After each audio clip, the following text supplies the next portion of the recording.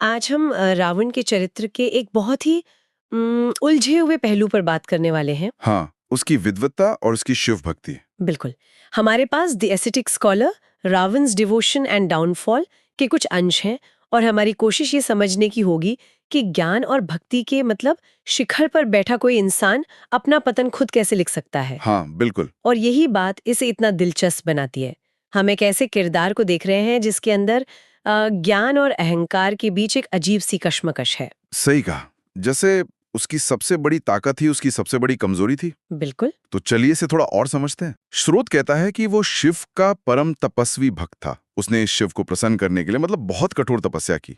लेकिन क्या इसकी भक्ति सच में निस्वार्थ थी या ऐसे एक सौदा था? ये बहुत अच्छा सवाल है। देखिए, तपस्या तो असाधारण थी, इसमें कोई शक नहीं। लेकिन उसके पीछे की जो मंशा थी वो हमेशा शक्ति की थी, अजय होने की थी। अच्छा। वो सिर्फ इनाम नहीं थे। एक तरह से उन्होंने शक्ति का पूरा संतुलन ही बिगाड़ दिया। मतलब?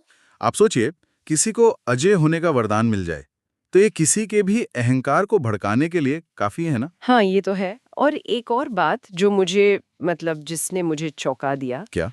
कि रावण शिव तांडव स्तोत्र का रचयिता था। हाँ, ये बहुत कम लोगों को पता होता है। तो वो सिर्फ एक भक्त या योद्धा नहीं बल्कि एक कलाकार भी था। उसने अपने ईश्वर के लिए एक अमर रचना की। बिल्कुल। और अगर आप शिव तांडव स्तोत्र को ध्यान से देखें, उसकी भाषा में सिर्फ भक्ति नहीं है, तो फिर क्या है? उसमें एक योद्धा का तेज, एक एक अभिमान भी झलकता है। जटाटवी गलत जल प्रवाह पावित स्थले जैसी पंक्तियां ये एक प्रचंड शक्ति का एहसास कराती हैं। वाह! ये भक्ति में भी अहंकार का एक बहुत सूक्ष्म संकेत है।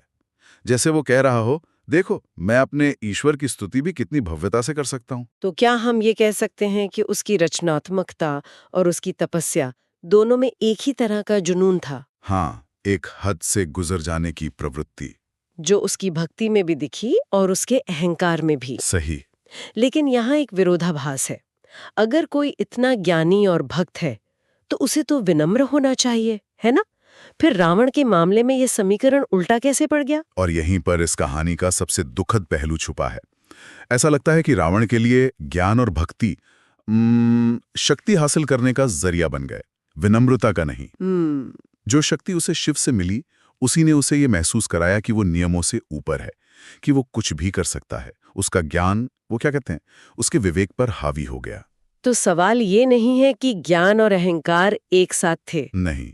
बल्कि सवाल ये है कि क्या रावण का ज्ञान ही उसके अहंकार का स्रोत बन गया? क्या शिव से मिली शक्ति ने ही उसे अंधा कर दिया था? हाँ, स्रोत इसी तरफ इशारा करता है।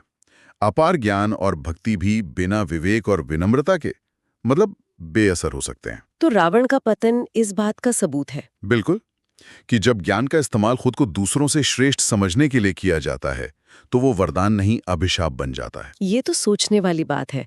हम हमेशा ज्ञान को एक सकारात्मक शक्ति के रूप में देखते हैं, पर ये उदाहरण दिखाता है कि बिना सही समझ के वही ज्ञान कितना खतरनाक हथियार बन सकता है। और ये एक बहुत महत्वपूर्ण सवाल खड़ा करता है, किसी एक व्यक्ति में इतनी गहरी भक्ति और इतना विनाशकारी अहंकार एक ही समय में कैसे मौजूद हो सकते हैं? यह हमें सोचने पर मजबूर करता है कि क्या ज्ञान हमेशा विनम्रता लाता है या कभी-कभी वो अहंकार का सबसे बड़ा और सबसे खतरनाक स्रोत भी बन सकता है।